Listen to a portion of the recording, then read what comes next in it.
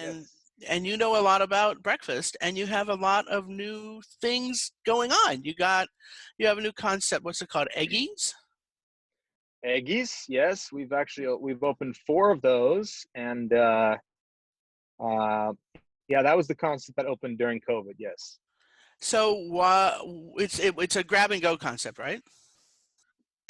it is, and it's interesting because this concept I came up with this before COVID. It just it turned out to be good timing with COVID. We did tweak the concept a little bit because of COVID. I'll kind of give you the quick sort of background thought on it. So at Breakfast Republic, we tend to be on a wait uh, almost all the time, at least on the weekends and some of the busier stores every single day. And I would sit close by to the hostess stand and just kind of watch what happened. And about 80+% of the people would leave because of the long wait time and probably go to a competitor. So my thought was, well, geez, if I can capture that audience somehow, and not without expanding Breakfast Republic in this case. So the idea was if I could come up with, I looked into like a pod or some sort of like a shipping container restaurant that you drop if you have a freestanding building. And there's a lot of regulation around that here in California, at least.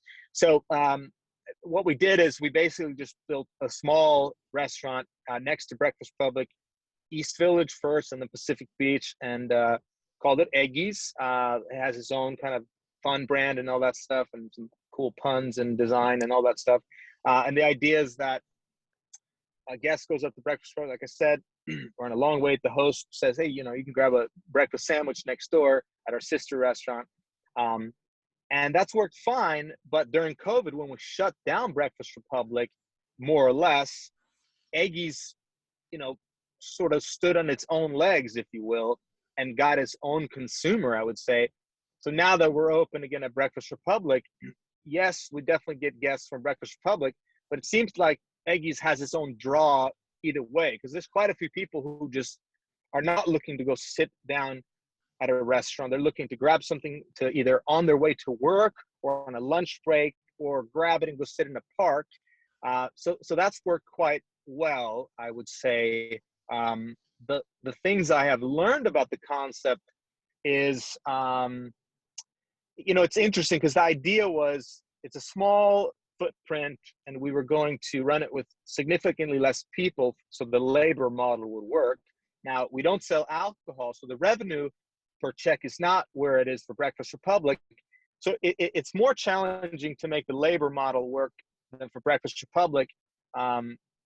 So what I'm getting at here is I'm tweaking it going forward. So what I'm doing is the first two Eggies I opened were their own standalone, where they have their own kitchen.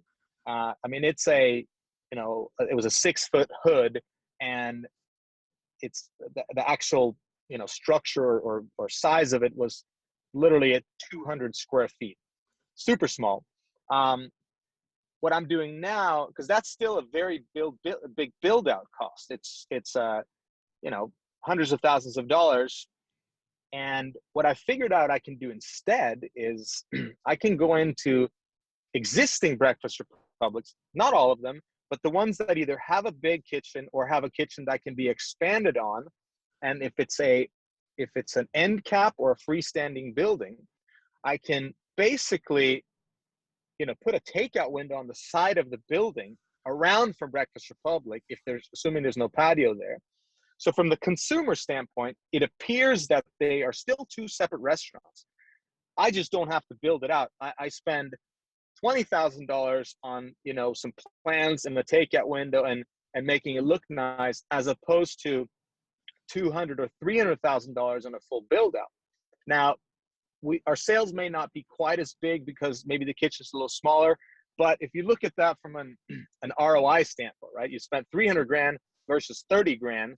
You really don't need to do quite those numbers for that to pencil out. So going forward, that's actually the plan for Eggies, to find Breakfast Republic spots that may be actually a little too big for what I would normally look for. Like my box was, I tried to not take spaces bigger than 2,500 square feet. Now I can look at slightly larger spaces because I can account for some square footage for Eggies and know that I'll have more revenue to justify the rent as well.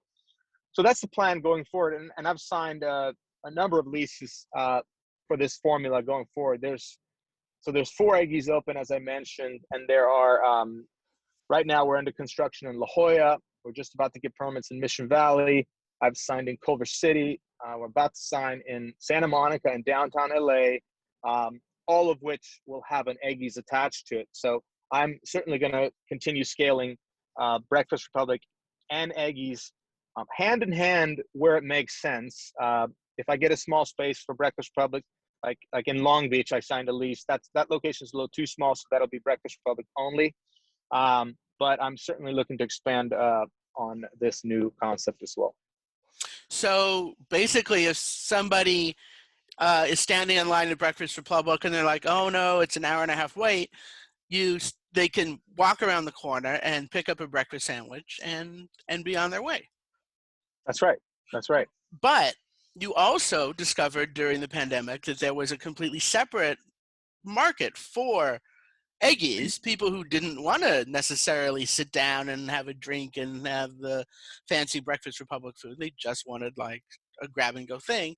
So they weren't even planning on going to Breakfast Republic. They were more interested in an Eggies experience. Yeah, and I think that part of that was brought on by the pandemic because people would seek out park spaces and open areas where they'd like to bring some lunch. So a lot of people go to Eggies, and I'd see on Instagram and stuff where they're at a park or down by the marina or whatever. And it seems like that's continuing. So that's what I mean by a separate audience too, as you mentioned. That's cool. So what kind of revenue have you been able to get out of just, opening an Eggies window at a Breakfast Republic? So the difference, like the Breakfast Republics, the first 2 ones that are their own standalone, Hmm. are on track to probably do between $500,000 and $600,000 in revenue, annual revenue, which is not a crazy number, but keep in mind that they're a few hundred square feet, right? Right. And the ones where I've added on to existing, the revenue number is about half of that, about 300,000. But again, for an investment of less than, call it $30,000, and it's profitable, that's a pretty good use of space and use of money. Yeah, it's a 1,000% return if I did the math right. So that's good. Yeah. And how I imagine the menu is really different from between Breakfast Republic and Eggies. Yeah, Is it? it's a lot smaller. I mean, Eggies, all we have is 6 breakfast sandwiches and 2 what we call jars, and 1 dessert, which is churros. So I'd say the jars is probably the most unique thing. One of them is layered French toast in a branded mason jar. The other one is a potato bacon hash, and it sits in a sous vide, so it's ready to go at any time when you come up. There's no wait time, and the sandwich take maybe 7 to 9 minutes or less. But that's the menu, and then fresh squeezed orange juice, water, and drip coffee and nitro cold brew. That's the menu. So these jars, are they like in mason jars and you just hand them the whole jar and you say, here you go, that'll be $8? I'm guessing. How much does a jar cost? $9, close. That was pretty Yes. good. Yeah. Uh, which, being able to charge $9 for a jar of French toast is pretty great. Which Yeah. costs And approximately nothing to make, so that's cool. yeah, and another thing with COVID, one of the sort of curveballs is I was ordering these jars. I mean, I'd order them, 50,000 of them branded, and they'd be delivered. And my cost was, I think, 38 cents each. Now with I'm sure you were the shipping disaster and everything, my cost is going through the roof. So we're implementing, I believe it's this week or next week, we're going to implement a recycling fee that we pop up. Really, it's because we're trying to get people to bring them back so we can reuse them. Because that was my original intent, and we've always had this thing. If you bring it back, you get a 50-cent credit, but nobody ever did. But because we buried the cost of that in the price, so now we're going to put on the menu that it's and a recycling fee on top of it, in hopes of bringing that to people's attention so they bring them back. One, because it's the green thing to do, to reuse them and wash them, and two, it helps us not have to reorder them as frequently. Yeah, that's great. It's like a bottle deposit for soda, but you're putting it on your mason jars. Basically, correct. And so you're opening, how many new Breakfast Republics did you say you were opening? A bunch. Yeah. So, well, I have other breakfast restaurants too. I have Fig Right, Tree Cafe and Breakfast Company. So right. we just opened Fig Tree Cafe in East Village, downtown San Diego, about a month ago. I'm opening another one in Mission Valley next year, which will have a fig tree. I'm sorry, an Eggies attached to it. So that's the thing too. It doesn't have to be with the Breakfast Republic. I can have it with one of my other brands. Then I'll be opening a breakfast company in Mission Valley as well. The Mission Valley area in San Diego is just booming like crazy. I think they're adding something like 25,000 units over the next 4 years, which in a relatively small, area, especially for San Diego, the density change there is drastic. Then we'll be opening Eggies and Breakfast Republic in La Jolla, Breakfast Republic in Hillcrest, Breakfast Republic in Long Beach, Breakfast Republic in Long Beach in Culver City, Santa Monica, and downtown. So that's 6 more Breakfast Republics there. There's another one in North County. There'll be 7. So there'll be 7 more Breakfast Republics between now and the end of 2022. There'll be, what is that? 5 or 6 more Eggies, and then another Fig Tree, another Breakfast Company. So basically, I'm at 20 units now. If you're counting the Eggies units as 1 and Breakfast Republic as 1, even if they're at the same kitchen, and this is going to put us at, I think it'll be 38 or 39 units by early 2023. So more or less doubling the company in the next about 2 years or less. Wow. And they're all company owned, right? You don't franchise. Correct. No franchise, no investors, none of that stuff. So how are you managing to find employees to operate all these places? There's such a labor crunch. Oh my God, that has been as I'm sure you've heard. This, I feel like a broken record. It's been our biggest problem, just like everybody else. It seems like it's starting to let up a little bit now. We're seeing some more applicants. I would say they're not, on average, they're not that great of quality applicant, I would say, in terms of experience, but nonetheless, at least we're seeing some applicants, whereas 6 weeks ago, we were, it was nuts. We had a restaurant that we were shutting half of it down, seating 50% of it, completely understaffed, and had a line down the block, and the regular average consumer doesn't, know the industry, so they get super pissed off saying, and it's funny because I say it's funny, but it's not.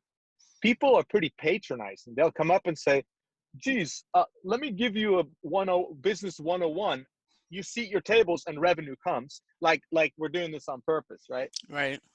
So now we're able to seat, for the most part, the entire restaurants. We still have a few restaurants that are a little understaffed, but on average, we're at least seating 80% of the restaurant as opposed to 50.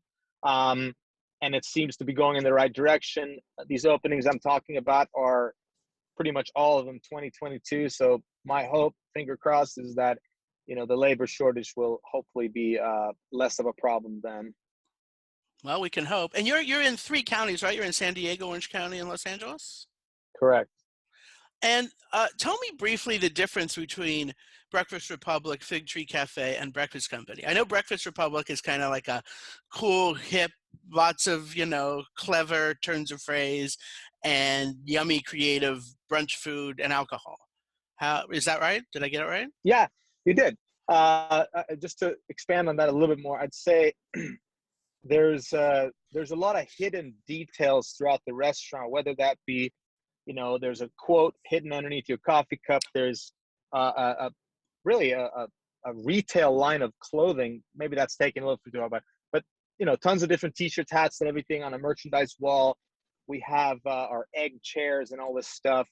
I would call it just kind of a super fun design concept. Whereas, for instance, Breakfast Company is in a way similar, but it's more, the design of it is more uh, vintage. Like we will go and find old cool chairs and tables and booths and all this stuff.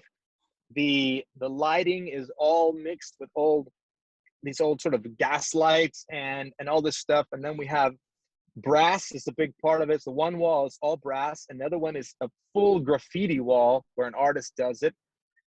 There's a lot of neon, so the sign is neon. The menus are different. There's still obviously pancakes and stuff like that, but there's no overlapping copies or anything like that. And I would say Breakfast Company is probably a little bit more of a uh, like adult boozy. Like it's we play a little bit more louder music, so it's almost, I don't want to say it's a daytime club. That's not what I mean, but I'd say more younger families and kids go to Breakfast Republic, I think. And then Fig Tree Cafe is probably the one that would, you know, do best in the Midwest. It doesn't have a lot of, you know, edgy stuff. It's still a cool concept. I tweaked it a year ago to make it more of a kind of a surfer look, if you will. So all the lighting fixtures are surfboards with these lights hanging down. Every location has a mural with a particular part of San Diego's beach line in it. And they all, I mean, they all have full liquor. They all have, you know, breakfast items. I'd say Big Tree is also one that focuses more on actual lunch. We do have salads and sandwiches, whereas Breakfast Company, Breakfast Republic only has breakfast items. So during the pandemic, there was well, we're still in the pandemic, but when all of the offices were closed and people were all working from home, uh, there was obviously a lot of talk about the breakfast day part being in trouble because people, you know, their routines were broken. People weren't going out for breakfast anymore. But it sounds like you have been turning customers away the whole time. Um, not while dining was shut down. No, no, no. We were. Trust me, we were brought to our knees as a company. That's, I would be lying if I didn't acknowledge that. Um, but when indoor dining was shut down and there was still outdoor, we managed to do fine. Um, we could not seem to do well when it was takeout only. Our revenues dropped to 10% of what they were before. So was Eggies partly a solution to that because it's takeout only? Eggies was a part solution to that, but at that point we only had 2 open, so that only helped a couple of stores. Mm-hmm. Yeah, it certainly helped those locations. Yes.